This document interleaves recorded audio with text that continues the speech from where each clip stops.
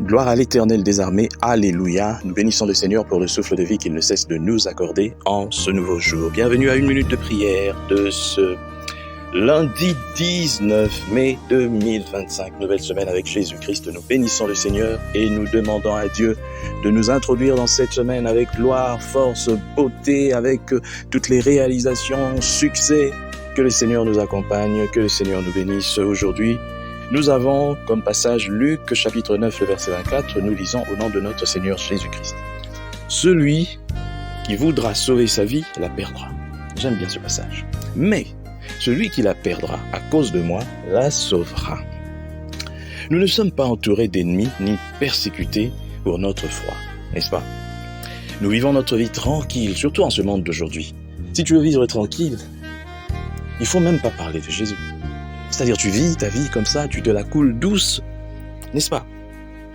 Et d'abondants moyens de grâce nous sont offerts aujourd'hui. Cependant, la vie et la puissance divine nous manquent souvent. Alors quelle est la raison? Notre texte le dit, parce que nous voudrions sauver notre vie. C'est parce que nous voulons sauver notre vie. Nous vivons comme ça. Il vaut mieux vivre sans... moi, je suis chrétien, je vais à l'église, je fais tout ce que je dois faire, mais je préfère être là, j'évite le prosélytisme. La Bible ne m'a pas demandé d'obliger les gens à se convertir, et puis tout ça, et puis je partage pas ma foi, mais je suis fier d'être chrétien. Il n'y a pas à faire de vouloir être chrétien sans que le monde le sache. Et puis, le christianisme, ce n'est pas... Bon, christianisme en tant que système peut-être, mais être chrétien, je préfère aller dans ce sens, être chrétien, et plus là encore, être enfant de Dieu, ce n'est pas garder la vie éternelle pour toi seul, non. Si c'est ça, tu as tout faux, tu as mal compris. Être enfant de Dieu, c'est partager la vie que tu as reçue.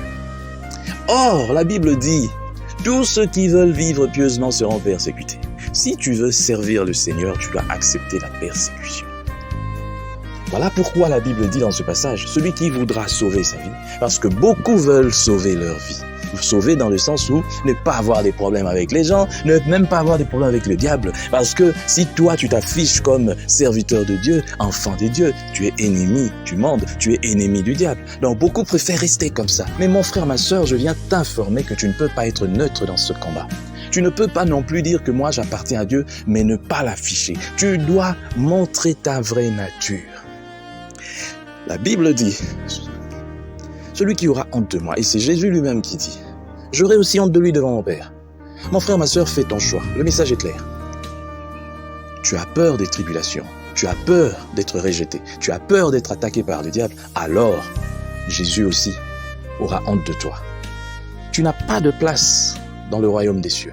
La vie éternelle ne t'appartient pas. Si tu veux prendre part à la vie éternelle, à la gloire éternelle de Jésus-Christ, tu dois aussi prendre part à son humiliation, à ses souffrances. Et si tu es enfant de Dieu et que tu t'affiches, tu es la cible du diable, tu es la cible des ennemis de la foi.